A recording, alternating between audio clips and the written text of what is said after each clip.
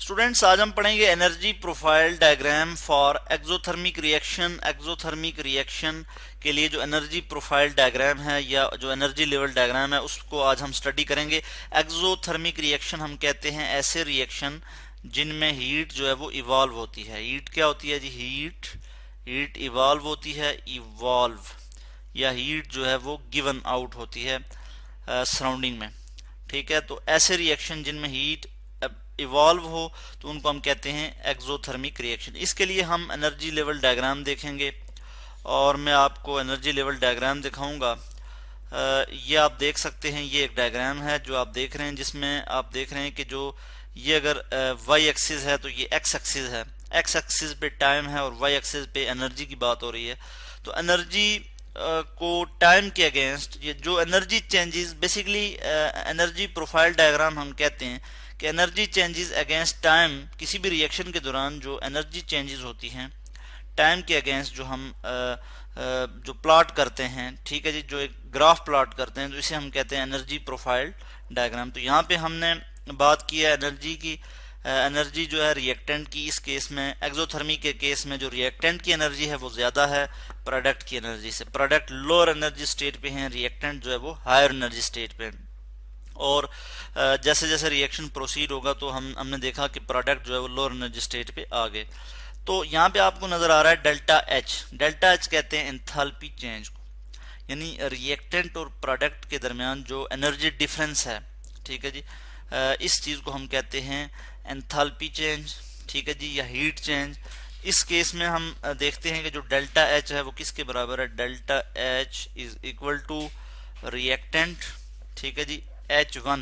Reactant को अगर मैं, रिएक्टेंट में जो एनर्जी चेंज है या जो एंथैल्पी चेंज है उसको अगर मैं लिखता हूँ H1, ठीक है जी, H1 माइनस, और प्रोडक्ट के केस में जो एनर्जी चेंज है उसको मैं अगर यहाँ पे लिख लेता हूँ H2। तो इस तरह से होगा कि ये जो एनर्जी डिफरेंस है इसको हम कहते हैं एंथैल्पी चेंज। और जो एक्सोथर्मिक के केस में जो एनर्जी डिफरेंस होगा वो हमेशा नेगेटिव होगा, ठीक है जी, वो हमेशा क्या होगा? नेगेटिव वैल्यू आएगी, नेगेटिव, विच मीन कि एनर्जी जो है वो इवॉल्व हुई, हीट जो है वो, या energy in the form of heat जो है वो इवॉल्व हुई, सराउंडिंग में जो है वो गई, ठीक है जी। तो ये हो गया, यहाँ पे हमने इस जगह तक ये बात की। अब हम देखेंगे कि एनर्जी लेवल डायग्राम, इसकी कुछ मजीद जो है वो कंडीशन देखेंगे। इससे पहले मैं बात कर लूँ कि जो इसकी यूनिट है एंथैल्पी चेंज की वो क्या? किलो जॉल पर मोल, ठीक है जी। ये क्या है? ये यूनिट है। जिस तरह हम जो है वो मार्केट से जो सामान लाते हैं, ठीक है जी, डेली लाइफ में हम देखते हैं कि चीनी लाते हैं या आटा लाते हैं, जो भी लाते हैं किलोग्राम में हम मैयर करके लाते हैं। तो बेसिकली ये यूनिट है इसको मैयर करने की। तो अब हम मजीद डायग्राम देख लेंगे, इसकी एनर्जी लेवल डायग्राम, इस पे मजीद बात करेंगे। यहाँ पे आपको नज़र आ रहा है ये एक और डायग्राम आप देख सकते हैं जिसमें रिएक्टेंट जो है हायर एनर्जी स्टेट पे है। यानी हमने एनर्जी और टाइम के अगेंस्ट जो है जो प्लॉट किया है, जो ग्राफ प्लॉट किया है, तो ये बेसिकली क्या है? इसी को हम कहते हैं एनर्जी लेवल डायग्राम या एनर्जी प्रोफाइल डायग्राम। तो रिएक्टेंट यहाँ पे हायर एनर्जी स्टेट पे हैं, प्रोडक्ट जो है वो यहाँ पे लोअर एनर्जी स्टेट पे हैं। अब ये जो आपको ये नज़र आ रहा है, ये कर्व सी नज़र आ रही है, इसको हमने लिखा हुआ है कि ये एक्टिवेशन एनर्जी है, यानी ये एक एनर्जी बैरियर है, ठीक है, जो कि रिएक्टेंट को क्रॉस करना है प्रोडक्ट की फॉर्मेशन के लिए, ठीक है जी। इस एनर्जी बैरियर को जो है लाजमी क्रॉस करना है रिएक्टेंट को ताकि वो प्रोडक्ट में बन सकें। और ये जो इसकी हाइट है, ठीक है, ये बताती है कि जो रिएक्शन की स्पीड है केमिकल रिएक्शन की वो क्या होगी।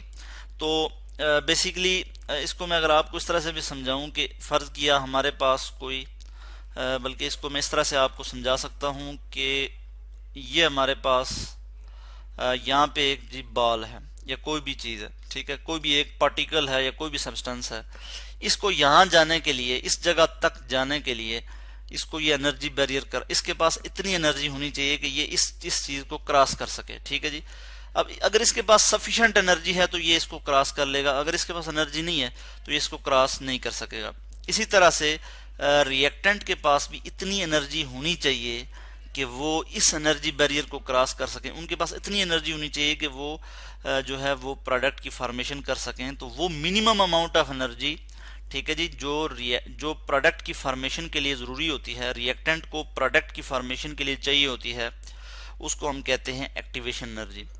तो जब हम देखते हैं एनर्जी लेवल डायग्राम, तो इस केस में रिएक्टेंट जो है वो हायर एनर्जी स्टेट पे हैं, रिएक्टेंट्स हायर एनर्जी स्टेट्स पे हैं, हायर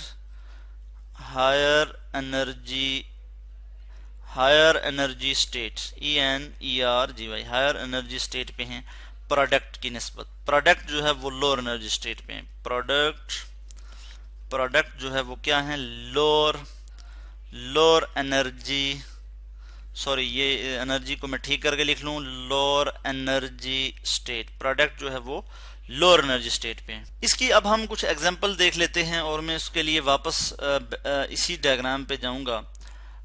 ये जो डायग्राम आपको नज़र आ रही है, अगर हमारे पास एक रिएक्शन है किसका जी, हाइड्रोक्लोरिक एसिड HCl का रिएक्शन हम देखेंगे। HCl hydrochloric acid aqueous form में होगा। इसका रिएक्शन जब हम करवाते हैं सोडियम हाइड्रोक्साइड के साथ NaOH, सोडियम हाइड्रोक्साइड, ये भी एक्वस फॉर्म में हम लेंगे। तो इस केस में हम देखते हैं कि ये एक्सोथर्मिक रिएक्शन है। इस केस में हीट जो है वो इवॉल्व होगी, हमारे पास क्या बन जाएगा, सोडियम क्लोराइड प्लस वाटर हमारे पास आ जाएगा H2O। वाटर जो है हमारे पास लिक्विड स्टेट में वाटर आ जाएगा, सोडियम क्लोराइड जो है ये एक्वस फॉर्म में हमारे पास आ जाएगी।